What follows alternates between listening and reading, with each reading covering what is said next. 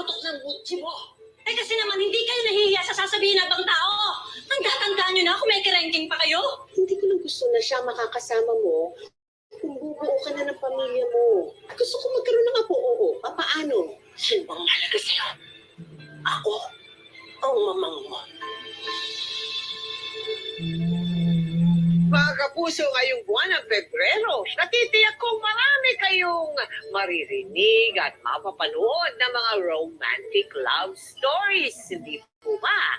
Aba, ngayong gabi, kami rin maihahandog sa inyo na kakaiba talaga, ngunit totoong kwentong pag-ibig na tiyak kong pag-uusapan at kaiinggitan ng mga marites dyan para sa ating post-Valentine presentation. Pakatutukan ang istoryang magpapatunay na love knows no age. Dito sa aming episode na pinamanatang Asawa na, Nanay Pa, the Judy and Eric Roque love story.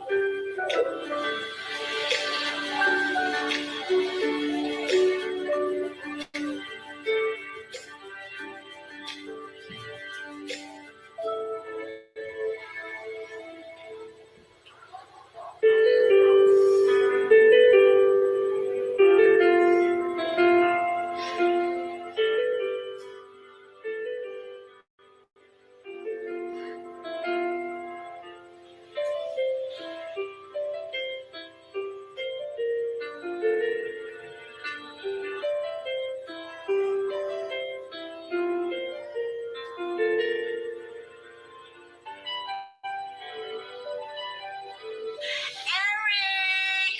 Hello! Ano ka ba naman? Ang tahimik mo. Mula nung nagkakilala tayo doon sa dating app, naka 100 words na ako per second. Ikaw, wala ka bang sinasabi? Oh, sadya lang ako. Or na isang kurang, nadaldalang ng daldal. Gusto lang kita pinanonood. Kasi rin ako sa gano'n. Wala rin kasi magawa dito sa kwarto. Boring.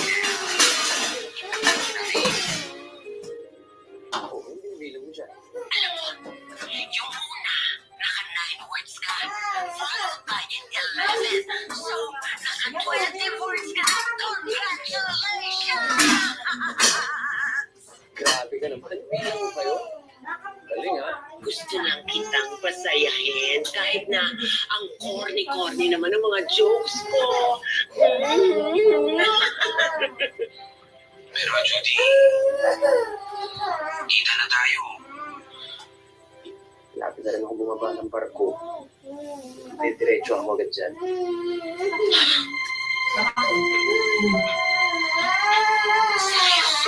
Oo naman. Saan ba tayo umabot? Seryoso talaga ako sa'yo. Judy, mahal na kita. Kahit hindi pa tayo nagkikita. Gusto na kitang yakapin. Ikaw mismo yung katawan mo. Violate mo lang pa yung guys.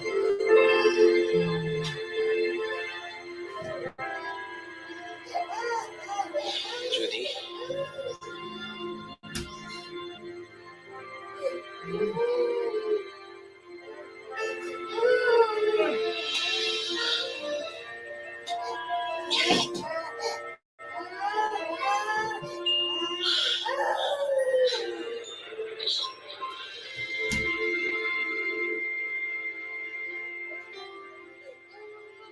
Nagkita kayo, di ba? First time. Oh, ano nangyari? How did that happen? Nagulat po ako sa kanya kasi hindi ko naman siya ganun kilala din. Iba pong picture at personal. O ano yung itsura niya? May mukha naman po, pogi naman. Anong feeling mo na ano? Okay, nakililig po. Kinilig ka dahil may itsura. Bihira ka pa, ganda nito lalaki. Binata ka. Oo. Ako pa ang una naging girlfriend. Oo, wala akong sabi. Sa edad ko ito, si pa ba ako? So talagang tinuloy niyo yung pakikipagkita sa lalaki na yon, Nay? Akala ko ba hanggang video call lang kayo? Huwag nga kayong mag-ilusyon, Nay, na in love sa'yo yung lalaki na yon. Peperahan lang kayo noon. Halos kaedad lang namin ni Koji yun. Hindi ba kayo nahihiya? Koji, ano ba? Problema ng pamilya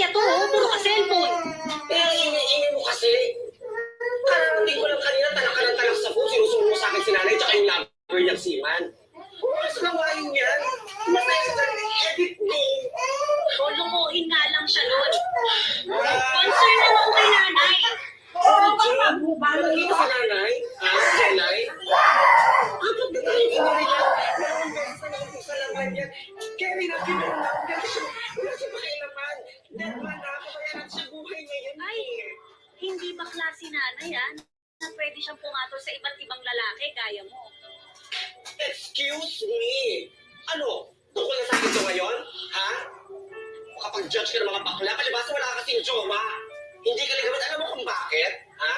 Masungit ka eh. Masungit Ba ka. talaga? Okay lang Talaga, kasi talaga. Pwede ba tumigil na kayo? Huwag kayong mag-aaway. Ikaw, Jelay, kagabi ka pa. O ano ba talaga ang gusto mong mangyari? Kumalas ako kay Eric. Ngayong may maganda na kaming nasimulan. O di itigil niyo na. Gagang to. Bitahan mo naman si nanay. Eh, paano ako namamahalan sila? Shut up! Ano ba talaga? Ha? Mag-shut up ako, umutin yun dito bilang anak.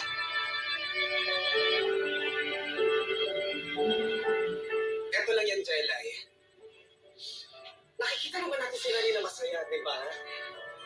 Kahit mag-ilusyon niya na forever sila ng boylet niya, ang importante, mamalasasan yung feelings nila.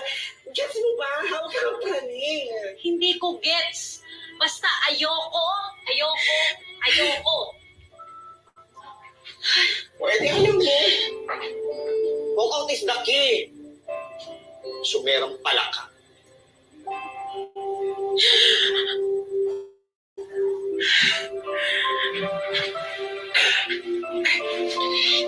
Okay lang yan. Love one day at a time. Ha? Ano ba talaga forever eh? Ang importante, i-enjoy mo lang ang pag-ibig mo. Ha? Dito lang ako. Gets kita. Salamat.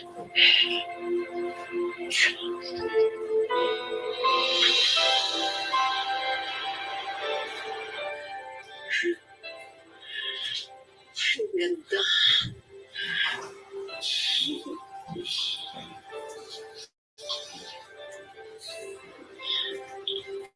Pinasensya ko talaga yan para sa pinakamamahal ko. Salamat. Kaya lang, pag hindi na pala tayo nakaharap sa computer,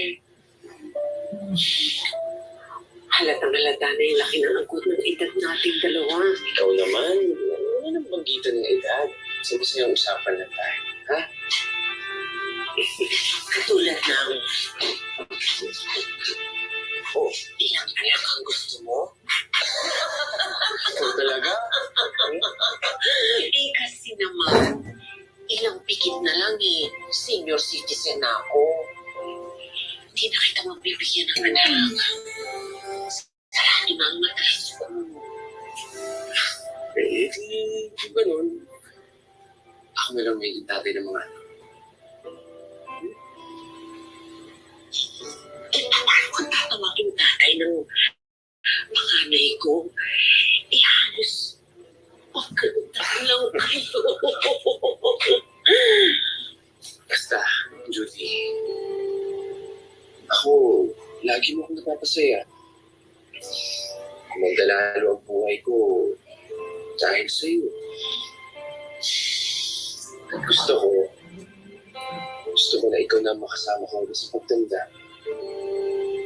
Pagkanta, Oo, buhay pa kaya ako? talaga. Basta, Judy, I love you very, very, very, very much.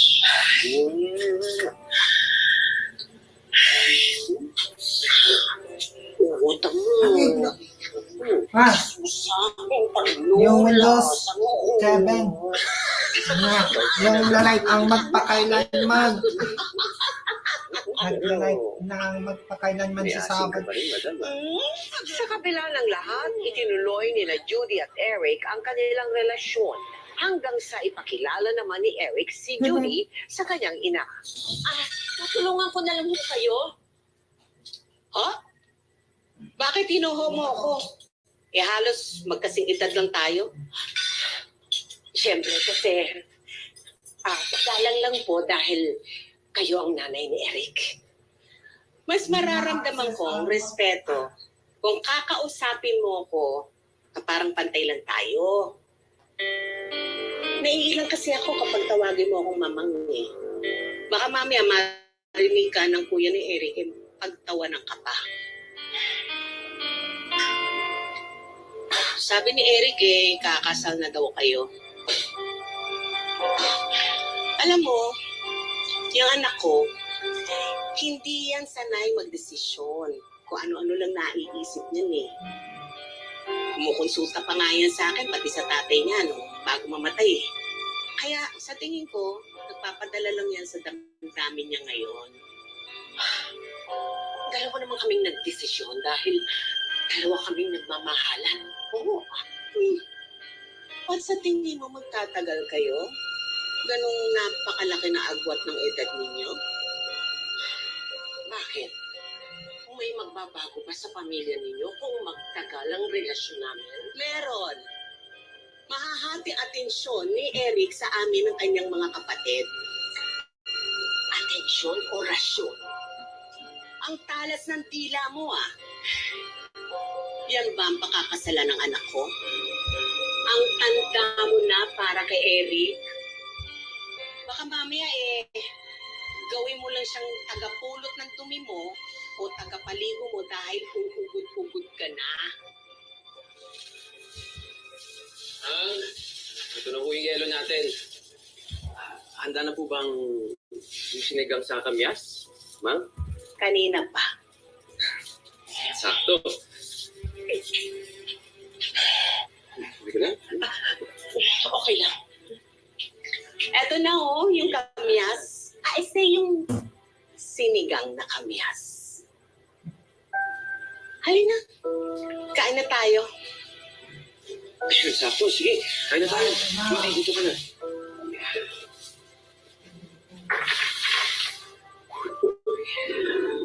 Ito masarap. Inasiman ko.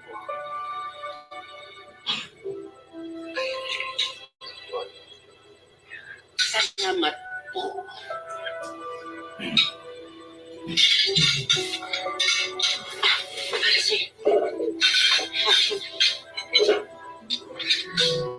Okay, ma'am. Kain ka na. Mahal. Thank you. Sweet-sweet mo naman. Masarap niya eh.